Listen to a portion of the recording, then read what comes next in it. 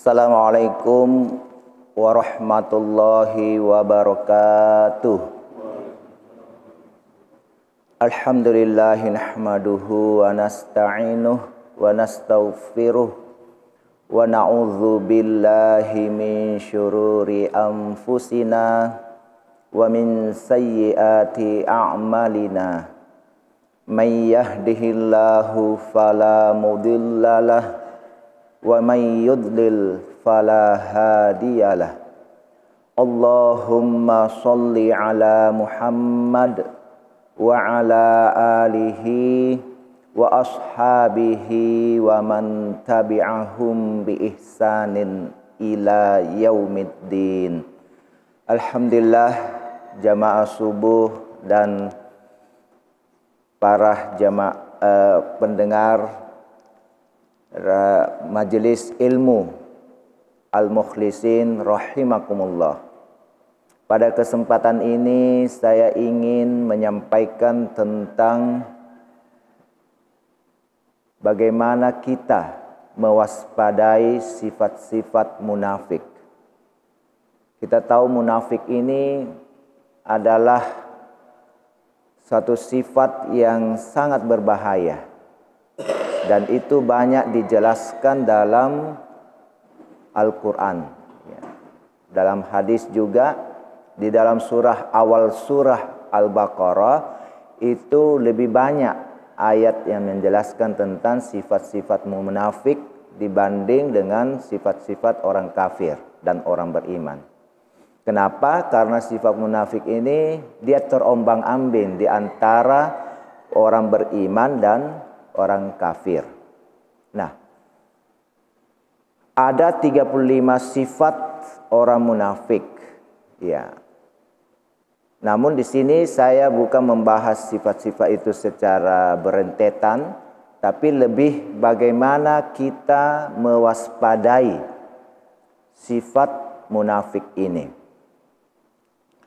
Dari Abu Hurairah radhiyallahu anhu bahwasanya Rasulullah SAW bersabda, tanda orang munafik itu ada 3. Apabila dia berucap, iza haddasa kadzaba, dia dusta.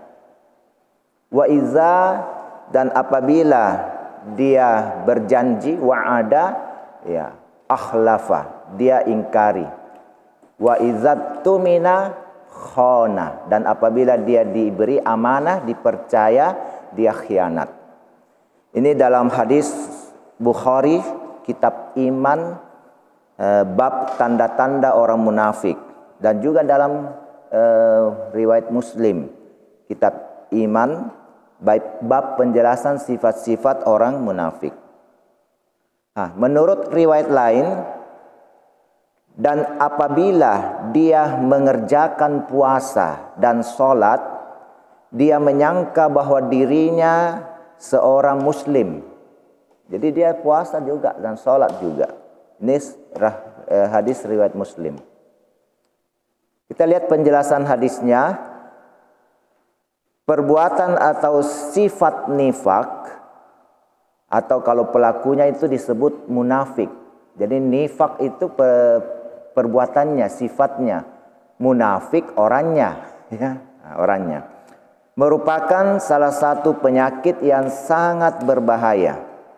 Jika tidak ditangani segera, itu akan mengakibatkan penderitanya binasa. Penyakit ini adalah penyakit yang sangat menjijikkan dan mengakibatkan penyimpangan yang amat buruk. Seorang muslim sejati tentu sangat mewaspadai penyakit akut ini. Hanya saja terkadang dia tidak menyadari bahwa ternyata dia telah terjangkit penyakit ini. Terutama nifak yang bersifat lahiriah. Jadi nifak ini sebagaimana yang dikatakan Ibnu Katsir adalah menampakkan kebaikan dan menyembunyikan keburukan. Yang boleh kan menyembunyikan menyembunyikan semuanya kalau perlu, ya. Menyembunyikan kebaikan kita Kalau perlu tidak ada yang tahu, ya, hanya Allah yang tahu, dan menyembunyikan juga ya kejelekan kita, ya. Itu boleh. Tapi ini dia menampakkan kebaikannya, selalu mau dipuji segala macam, ya. Tapi menyembunyikan kejelekannya, ya.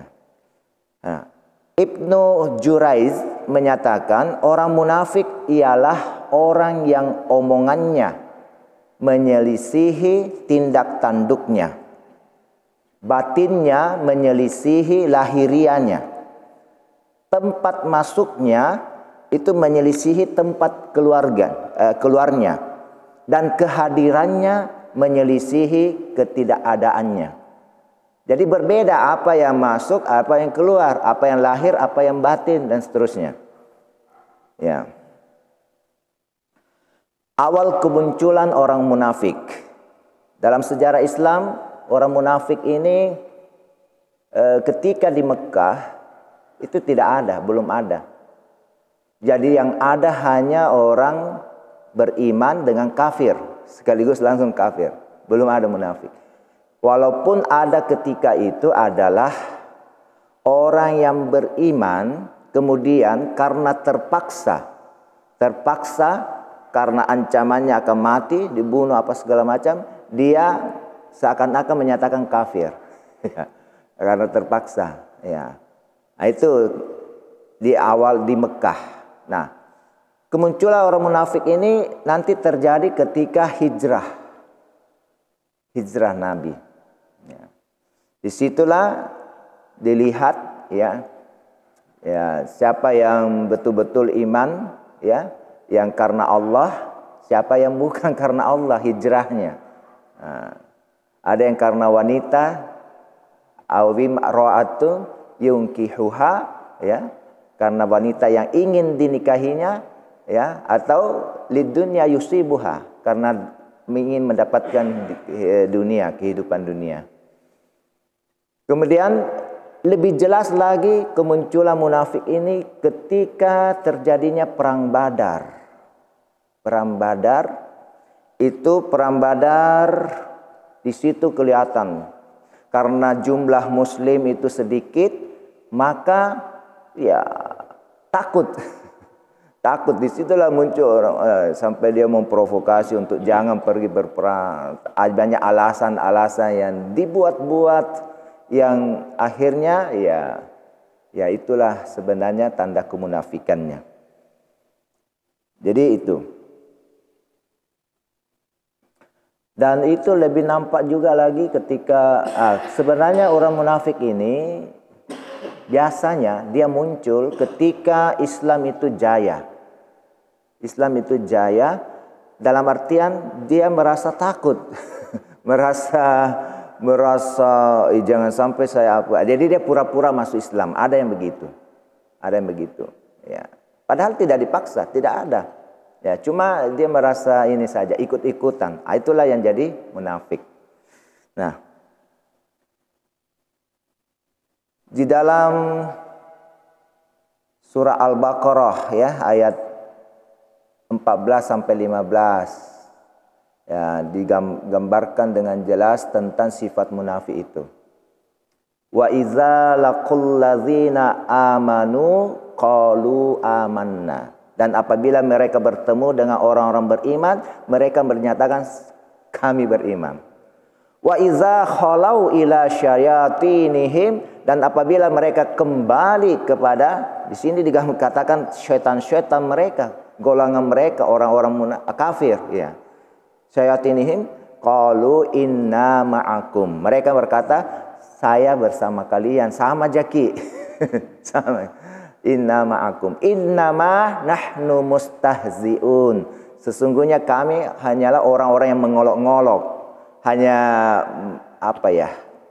Ya patotoai pada orang yang beriman itu bahwa saya sama dengan kamu, padahal tidak, hatinya tidak, ya gitu. Kemudian di surah Al-Munafik sendiri ada satu surah khusus dalam Al-Qur'an, surah Al-Munafikun, surah ke-60 ayat 1. Allah berfirman, saya langsung saja artinya, apabila orang-orang munafik itu mendatangimu, yaitu Nabi Muhammad ketika itu, mereka akan berkata, kami bersaksi, nashhadu innaka rasulullah, sesungguhnya engkau adalah utusan Allah, ya. Dan Allah, wallahu yashhadu innaka rasulullah, ya. Dan Allah lah yang menyaksikan sesungguhnya engkau adalah utusan Allah. Dan Allah bersaksi, ini penutupnya, Allah bersaksi bahwa orang-orang munafik itu adalah pendusta. Pendusta, tidak sesuai hatinya apa yang dia katakan. Ayat selanjutnya adalah junnatun, sebagai perisai saja. Itu.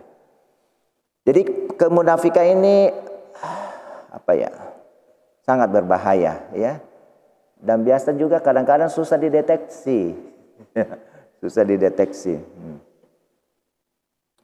Dalam kitab At-Tauhid halaman 20, Syekh Shalih Al-Fauzan mengatakan, orang-orang munafik itu akan terus ada sepanjang masa, ya. Mulai dari Nabi Adam ada. Dari Adam itu ada munafik, ya. Qabil yang membunuh Habil, ya, di zaman Nabi Isa, banyaklah macam-macam semua sampai di Nabi sampai sekarang. Apalagi, ya, ketika kekuatan Islam itu, ya, makin itu mereka membuat makar, ya. Dan, ya, untuk mengelabui orang-orang beriman, dari mereka seperti masuk dulu. Ya, ikut, ya, dari orang-orang beriman sendiri, ya. Nah, jadi kita lihat, kita jumpai sekarang manusia banyak yang mengaku dirinya Muslim, namun gerak-geriknya selalu mendukung langkah pihak-pihak kafir. Ada yang begitu, ya. Pernyataan-pernyataannya selalu menguntungkan orang-orang kafir dan menyakiti hati kaum muslimin sendiri, ya. Ini munafik ini. Sekarang kita lihat macam-macam nifak. Nifak itu ada dua macam, yaitu nifak kecil dan besar, ya. Nifak kecil adalah berperilaku sebagaimana perilaku orang-orang munafik, ya, seperti yang disebutkan sebelumnya. Nah, dengan tetap ada iman dalam hati, jadi perilakunya saja yang munafik, iman tetap ada sebenarnya. Itu nifak kecil. Nifak jenis ini tidak menyebabkan pelakunya keluar dari agama, tidak, karena asli iman, cuma perilakunya yang tidak sesuai dengan. Namun termasuk sarana menuju kekufuran. Hati-hati, kalau lama-lama bisa masuk ke kafir. Jika perilaku-perilaku tersebut terus dia lakukan, tidak menutup kemungkinan dia akan terjerembab dalam kemunafikan dan kekafiran. Kekafiran biasa disebut innal munafikina wal kafirina fid darki asfali minan nar. Itu di dalam ayat dikatakan, sesungguhnya orang-orang munafik dan orang-orang kafir berada pada neraka yang paling bawah, keraknya, darki fil asfali minan nar. Iya. Nauzubillah, itu bahaya kalau lama-lama. Nah, jadi sekarang kalau nifak yang besar itu memang hatinya tidak percaya, dia cuma perilakunya sama dengan orang-orang iman, ya, orang beriman, orang-orang muslim, tapi hatinya enggak. Dia hanya mengelabui. Itu tadi yang di surah Al-Baqarah. Ini termasuk nifak yang besar yang mengeluarkan dia dari Islam. Nauzubillah.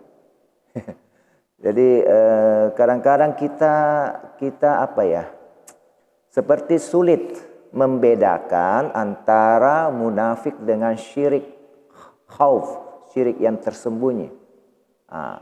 Jadi beda tipis. Jadi ketika dia syirik khauf, jadi dia berbuat bukan karena Allah, ya, karena ini dapat jabatan, kedudukan, apalah, ya, itu bisa syirik karena riya, ya. Tapi bisa juga dikatakan munafik juga. Jadi beda-beda tipis di situ. Ya. Nah, kita lihat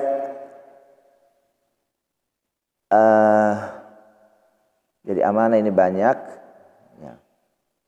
Dan amanah itu dimulai dari hal yang kecil. Ya.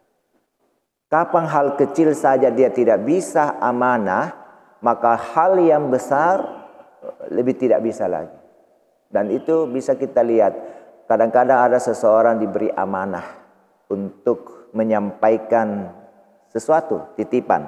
Ya. Tapi dia tidak sampaikan.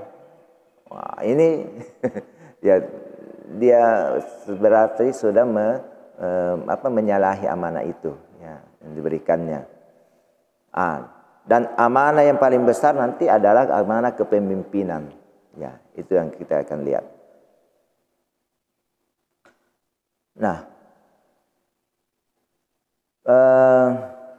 jadi nifak yang besar kita coba lihat dulu. Ya, itu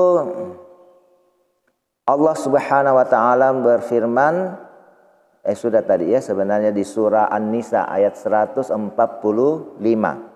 Innal munafiqina ya fid darkil asfali minan nar ya.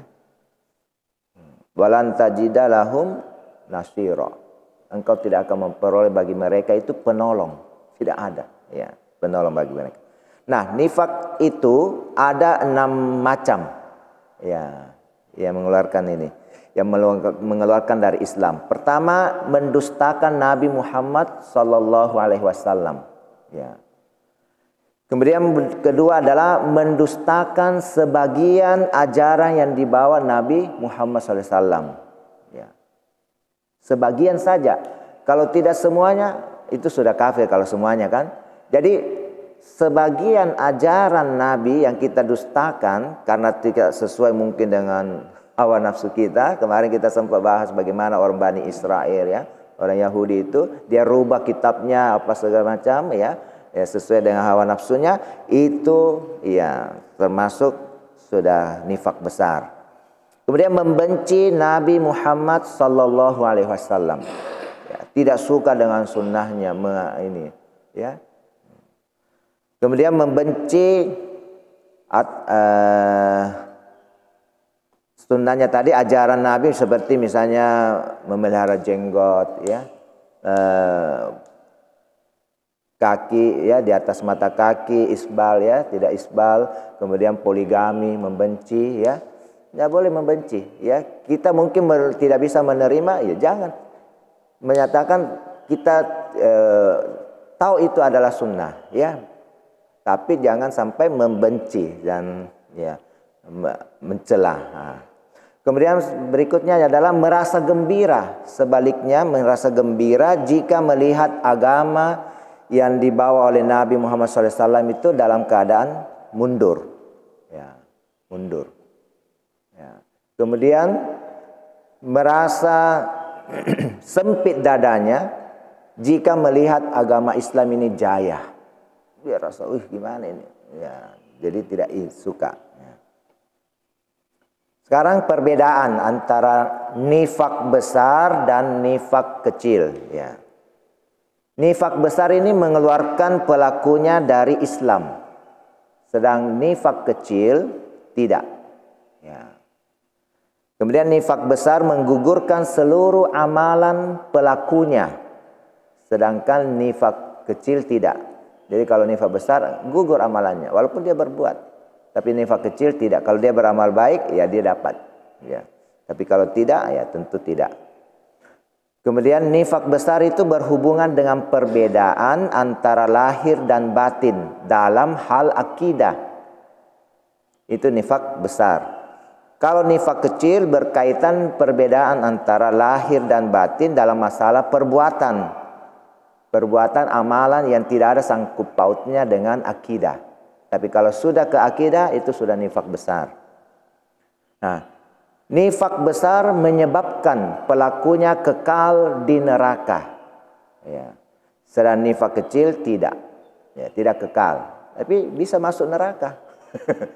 Ya, istilahnya dicuci-cuci karena ada imannya la ilaha illallah itu masih dia yakini.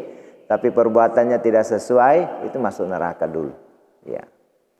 Kemudian nifak besar tidak akan muncul dari seorang mukmin yang betul-betul mukmin. Sedangkan nifak kecil terkadang timbul dari seorang mukmin. Ya, bisa bedakan? Jadi kalau nifak besar tidak mungkin kalau dia mukmin. Tapi nifak kecil bisa saja. Ini yang harus kita waspadai. Ya. Jadi melihat bahayanya ini kita harus waspada. Adalah para sahabat Nabi SAW itu sangat mengkhawatirkan terjangkit penyakit hati yang satu ini. Ya.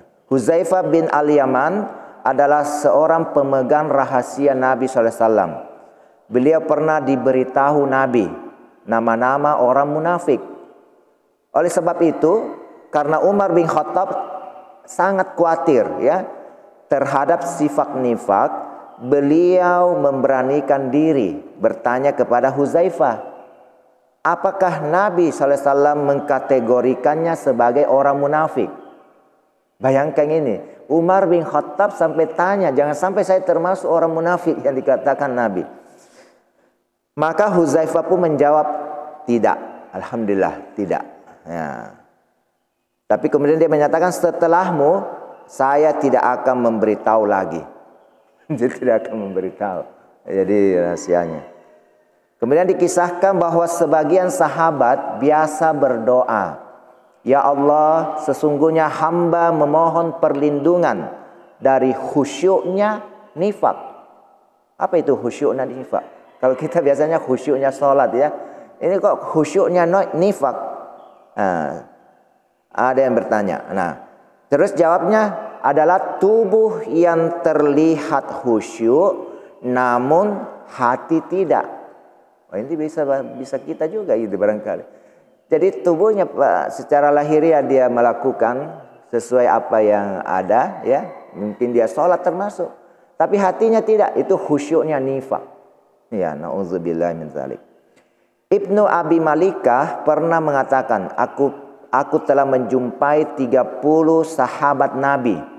Seluruhnya takut akan nifak. Ya, tidak ada seorang pun di antara mereka yang mengatakan bahwa dirinya memiliki iman seperti imannya malaikat Jibril dan Mikail. Ya, itu terbebas. Al-Hasan Al-Basri mengatakan tidak ada orang yang merasa aman dari sifat nifak kecuali orang munafik. Ini dia. Jadi dia merasa aman dari sifat munafik, itu orang munafik. Ya. Dan tidak ada orang yang merasa khawatir terhadap sifat nifak itu kecuali orang mukmin. Ya, jadi kita harus hati-hati. Jangan sampai terkena kita. Jadi untuk kita ya termasuk. Sekarang beberapa tips agar terhindar dari sifat nifak. Ya. Syekh Muhammad Shalih Al-Munajjid dalam Mufsidat Al-Qalb mengatakan, pertama, bersegera melaksanakan sholat. Ya, jika waktunya telah tiba. Ya. Dan berusaha mendapatkan takbiratul ihram bersama imam sholat berjamaah. Itu. Jadi hal ini karena ada hadis dari Anas bin Malik radhiyallahu anhu bahwa Rasulullah SAW bersabda, siapa yang menunaikan sholat berjamaah selama 40, dikatakan 40, dengan memperoleh takbiratul ihram imam, maka dia akan ditetapkan terbebas dari dua hal, ya, yakni terbebas dari neraka dan terbebas dari kenifakan. Bukan sifat kemunafikan, bukan kemunafikan, kenifakan sebenarnya. Munafik itu orangnya ya, sifatnya nifak. Hadis riwayat Tirmizi. Kemudian berakhlak baik dan memperdalam agama. Ini sangat penting. Rasulullah SAW bersabda, ada dua sifat yang tidak akan pernah tergabung dalam hati orang munafik. Pertama, perilaku luhur, yaitu akhlak yang baik, dan pemahaman dalam agama. Jadi di sini perlu yang belajar ya, kita majelis ilmu ya. Hadis riwayat Tirmizi. Kemudian ketiga adalah bersedekah. Rasulullah SAW bersabda, sedekah merupakan bukti. Dalam hadis riwayat Muslim. Bukti di sini maksudnya adalah bukti keimanan.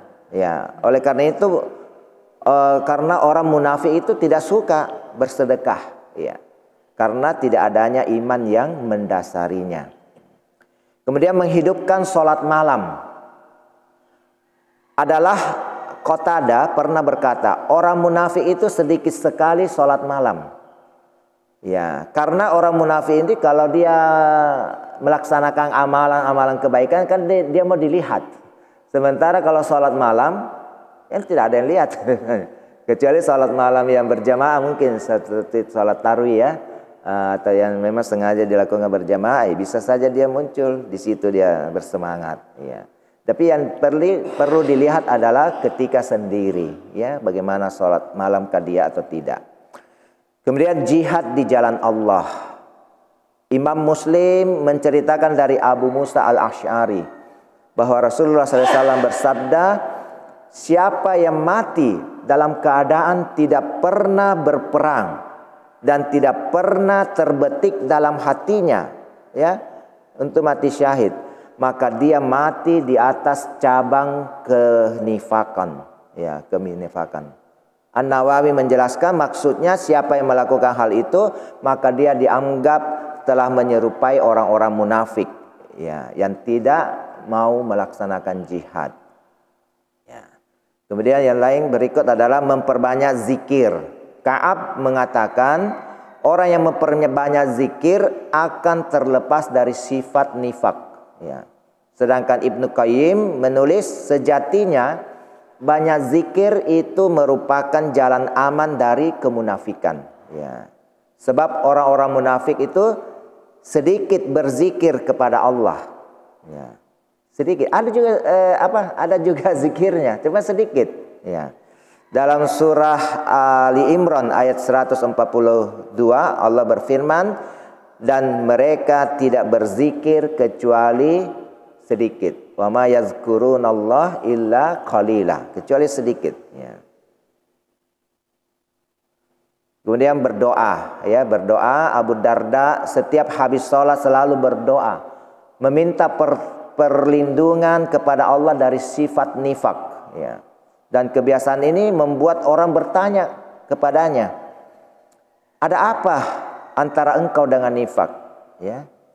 Demi Allah, jawabnya, sesungguhnya seseorang bisa saja agamanya berubah dalam sesaat sehingga dia terlepas darinya.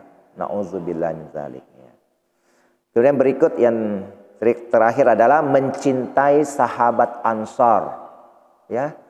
Baginda Nabi SAW pernah bersabda, tanda keimanan ialah mencintai kaum Ansar yang di Madinah ya, yang menolong kaum muhajirin yang berhijrah. Sedangkan tanda kemunafikan adalah membenci kaum Ansar. Hadis riwayat Bukhari dan Muslim. Ini menandakan apa? Penolong-penolong agama Islam itu jangan dibenci. Pejuang-pejuang agama Islam ya. Ulama-ulama kita ya, ustadz-ustadz kita harus kita cintai ya. Jangan sampai dipersekusi dan sebagainya ya.